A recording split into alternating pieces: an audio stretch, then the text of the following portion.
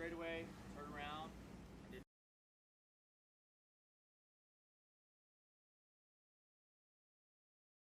Once you surface.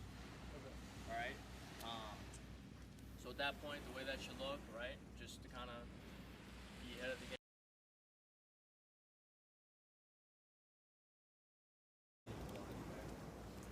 Alright, so you guys know line pulls. Okay. Do I have it?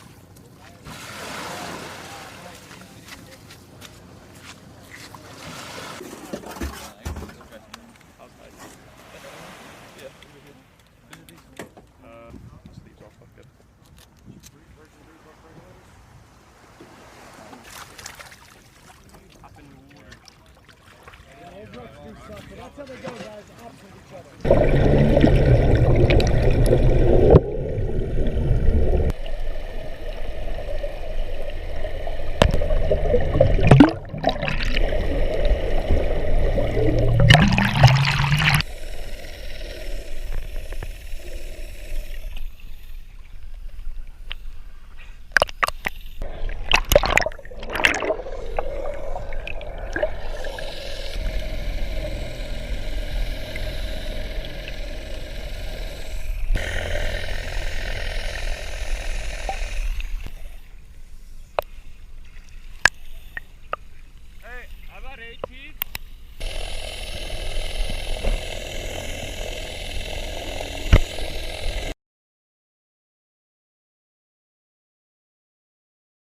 So we are conducting DPD training out in the water today. That's Diver Propulsion Device training.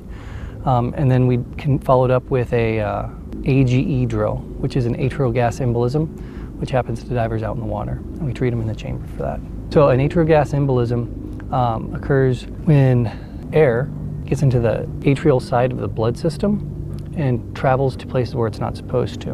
And then that compromises certain systems within the body. From the water, we're going to put them on O2 right away and then bring them in, put them on a stretcher. This patient was unconscious. If they were conscious, we'd be doing neuros along the way and asking questions, trying to figure out where they're at to determine that it was in fact an AGE. So we had a diver casualty. It was determined that it was an AGE because they surfaced and went unconscious within 10 minutes. Right, so from the beach, we load them up onto a stretcher into the Humvee, and then we bring it up to the chamber. From the Humvee, we're going to load them into the chamber room and onto a sled. That sled is specialized to go into the diver, to the decompression chamber. We use an SNDL, Standard Navy double lock decompression chamber. Once we get them in there, we roll them back, set them onto their side. We lock up the chamber, or we don't lock it up, but we seal the chamber, and then we bring them down to 60 feet. Once we hit 60 feet, we begin our tables. We're going to start them on O2 immediately, and we'll go through that dive table, or that decompression table. Sorry, treatment table. So this DPD training lets them familiarize themselves and utilize the diver propulsion devices. So in the field, they would use these DPDs for insertion into a place. And they would put all of their gear in and travel from a distance out in the water to shore or wherever their destination is, and they would infill from there. Right, so they're getting their times down, getting familiar with their how far they're traveling with the different speeds on that device, and how to make turns and go up and down in the water, to ascend and descend in the water column. Training in Okinawa is great for diving because the water's so beautiful. In addition, it allows us to travel to other spots to conduct other training. I like being out here in Okinawa. This is a great location. In addition, the guys that I work with are great out here. And we get to train for what recon does, and that's not very accessible in other locations. So that's one good thing about it being out here.